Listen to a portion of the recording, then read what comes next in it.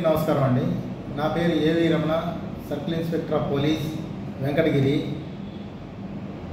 ఈరోజు పత్రికాముఖంగా ఈ యొక్క నియోజకవర్గంలో ఉన్నటువంటి ప్రజానీకాన్ని అందరికీ కూడా పోలీస్ శాఖ తరఫున తెలియజేసేది ఏంటంటే, ఇప్పుడు సమ్మర్ హాలిడేస్ వచ్చినాయి పిల్లలందరికీ. ఈ హాలిడేస్లో ఇప్పుడు 10th ఎగ్జామ్స్ అయిపోయినాయి, ఇంటర్ ఎగ్జామ్స్ అయిపోయినాయి, చాలామందికి ఎగ్జామ్స్ అయిపోయినాయి, ఇంకా కొంతమందికి ఎగ్జామ్స్ జరుగుతూ ఉన్నాయి. సో వీళ్ళందరూ కూడా ఈ సమ్మర్లో ఒక 1 month 1.5 month హాలిడేస్ ఉంటాయి.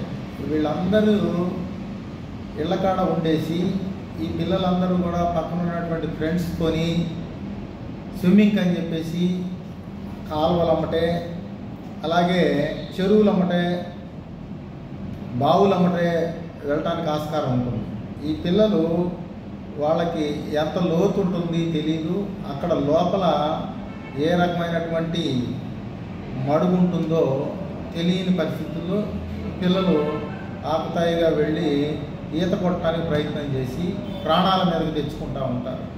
ఈ సరదా అనేది పేరెంట్స్ ఎవరు వెళ్ళరు. ఈ సరదాగా పిల్లలు వెళ్ళేసి అక్కడ ఈత రాక చనిపోయే అవకాశం ఉంటుంది. కాబట్టి తల్లిదండ్రులందరికీ కూడా, పిల్లల యొక్క తల్లిదండ్రులందరికీ కూడా మా పోలీస్ శాఖ తరఫున తెలియపరిచేది ఏంటంటే, మీరు పెద్దవాళ్ళు అవసరం వస్తే పిల్లల్ని ఈత నేర్పాలి అని కనుక మీరు అనుకుంటే, పెద్దవాళ్ళు పిల్లల్ని తీసుకొని వెళ్ళి వారి యొక్క కనుసన్నల్లో జాగ్రత్తగా అన్ని రకాలైనటువంటి ప్రికాషన్స్ తీసుకొని, అంటే మునిగిపోకుండా ఇక రకరకాలైనటువంటి శాస్త్రీయ పద్ధతులు ఉంటాయి. డబ్బాలు కట్టడం అయితేనేమి, టైర్లు కట్టడం అయితేనేమి, ఇంకా రకరకాలుగా బెండ్లు ఉంటాయి. అవి మునిగిపోకుండా పిల్లవాళ్ళు మునిగిపోకుండా తేలి ఆడుతూ ఉంటారనమాట. ఆ విధంగా దగ్గర ఉండి పేరెంట్స్ జాగ్రత్తలు తీసుకుంటూ ఈ సమ్మర్లో వాళ్ళకి అవసరం వస్తే స్విమ్మింగ్ నేర్పాలి. అట్లా కాకుండా ఒంటరిగా పిల్లలు ఒకళ్ళొకళ్ళు ఫ్రెండ్స్ ద్వారా వెళ్ళి ప్రాణాల మీద కొని తెచ్చుకుంటా ఉన్నారు.